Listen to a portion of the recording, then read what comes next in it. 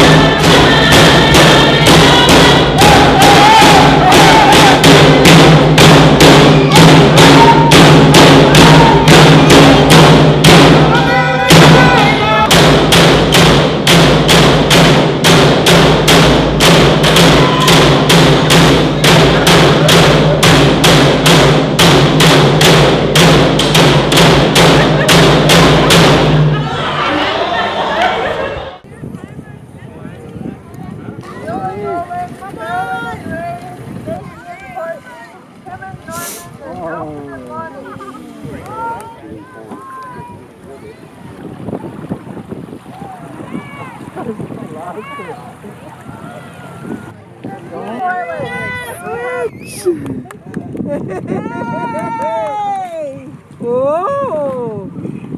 Pretty darn good.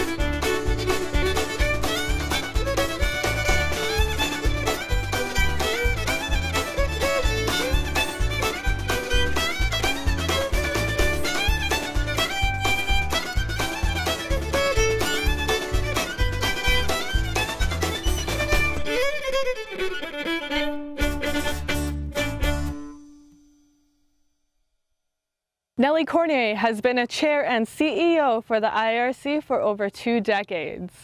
With her decision to enter a well-deserved retirement, the Inuvialuit Regional Corporation has held an election for a new leader this January. Formerly the chair of the Inuvik Community Corporation and president of the Inuit Circumpolar Council Canada, Dwayne Smith was elected as IRC's new chair and CEO. This is our interview with him. It's been quite a run, and I've already made quite a few changes. I've put a lot of processes in places for review. We're going to be assessing all of our policies, every one of them, not only within the regional corporation, but all of the subsidiaries as well, so that we're making sure that, again, that they're updated, they reflect the goals and objectives of the organization, as well as to assess the capacity and the support that we're giving to our beneficiaries in various forums to make sure we're meeting their needs as well. Developing job descriptions to put into the human resources and the education department to enhance capacity and support to our beneficiaries from K to 12, from grade 7 to post-education, so that they're given the proper guidance and understanding as they plan their future and the types of post-education that they might want to pursue, and then another person to assist them with post-education support as they go through that level of education.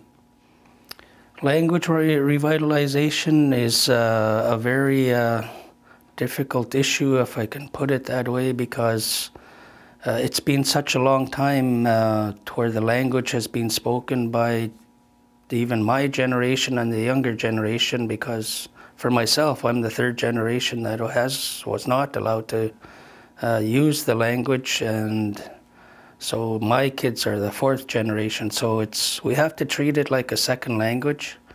We have to begin to work with the education department more proactively. I mean, we do have some education and assistance within there, but the level of staff that we do have there is not enough. But we have to revitalize the language program that was initiated with ourselves as well as the college to look at bringing back the language program for teachers, where we can teach our beneficiaries to learn how to get their Bachelor of Education, but at the same time learn the language, so when they do graduate and become teachers, they can deliver those programs in our own language.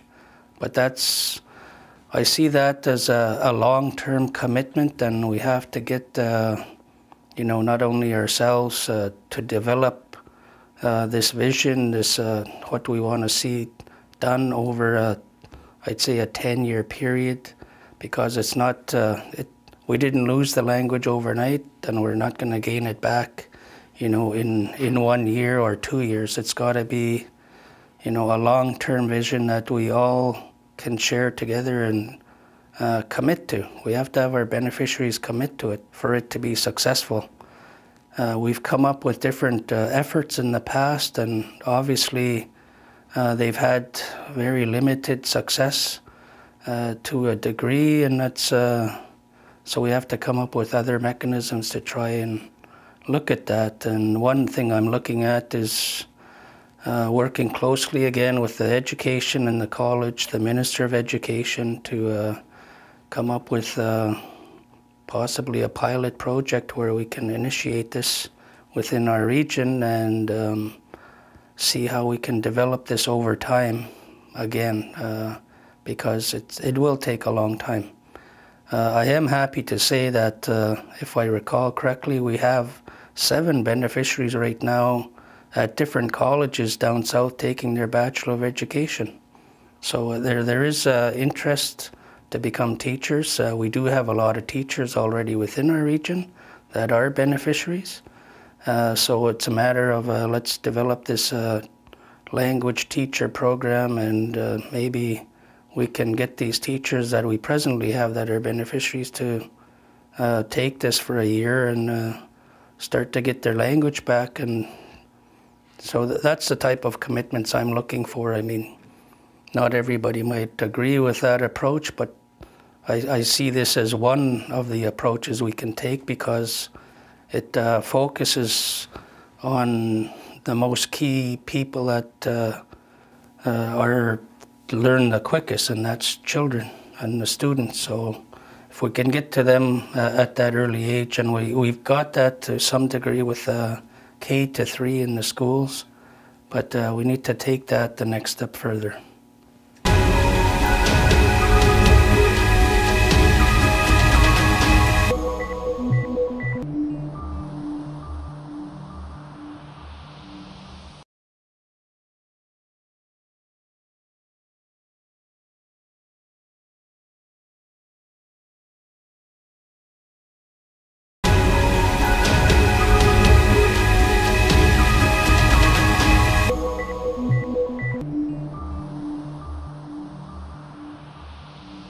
It's again, you're going for distance with an object in your mouth, holding it with your mouth, and you got to once again come down to the floor, and you're balancing on both hands, your whole body on both hands, and the important thing is to have your hands on the floor with your elbows to the stomach, and you're trying to balance your body. Same time, you've got a piece of, you got that object in your mouth, and what you're trying to do is put it out in front of you as far as you can. A successful reach is once you've done that, you put it to a distance. You've got to come back to a starting position to finish off this game. Balance, control. You got to show that you're still in control of your balance. balance. You've got to make sure that you can balance yourself. There's a lot of coordination that you have to do prior to doing this event, and it's the balance. It's really important that you succeed in this event, because you do need to coordinate your body just with your hands on the floor and your elbows to the stomach, and it does take a lot of power out of you, especially if you're doing it for a while. You've got to keep your balance and make sure that you finish off the mouth reach. Here's James. Too far back and move. You got to keep your hand like your head forward, like what we do. That way you get more forward ahead. Get up. Yeah. Yeah. Look up. Come back down.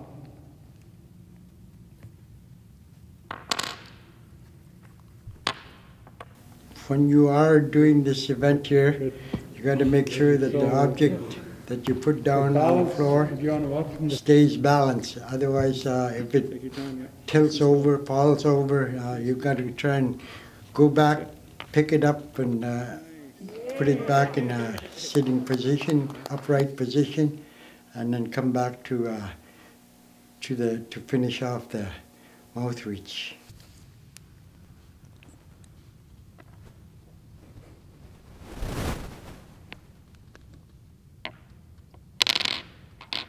Time.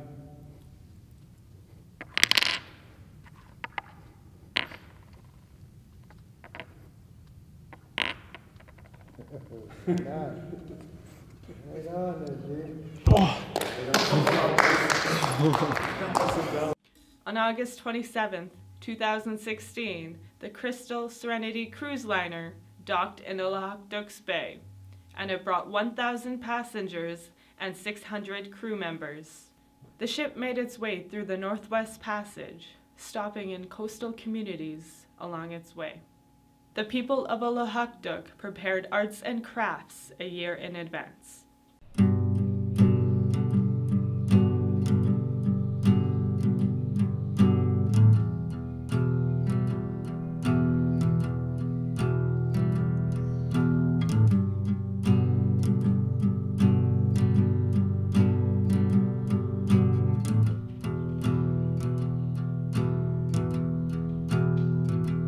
Yeah, it's the whole experience is just absolutely fascinating. Just every day since we left on August 16th from Seward has been something new. It's our first time on this big white vessel that she tells me is behind me. Last night, many of your residents came and entertained us on the ship. That was absolutely fabulous. Everybody enjoyed it. And I say Kwana for the opportunity to share some of your life with you, and you're welcome in Monterey, California.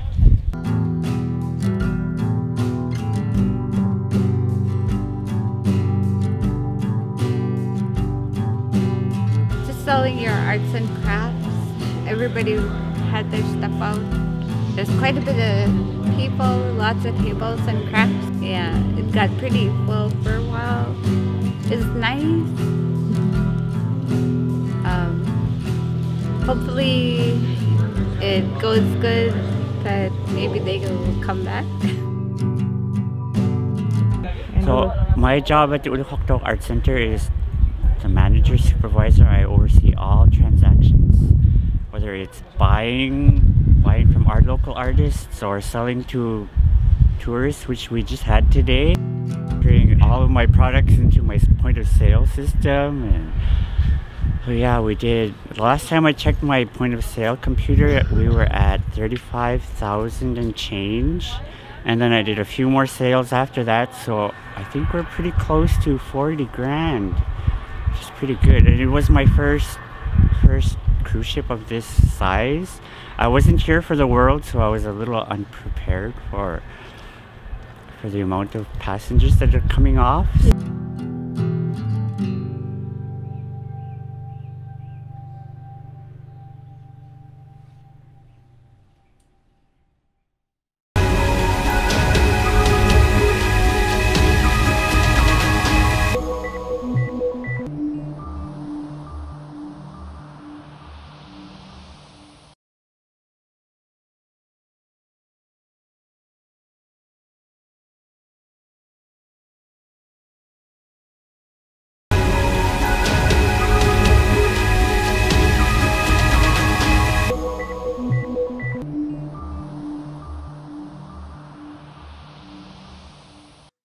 The hockey tournament for an entire region, hosted by the Innivallet Regional Corporation, the IRC Cup allows adult teams to get together for some serious competition.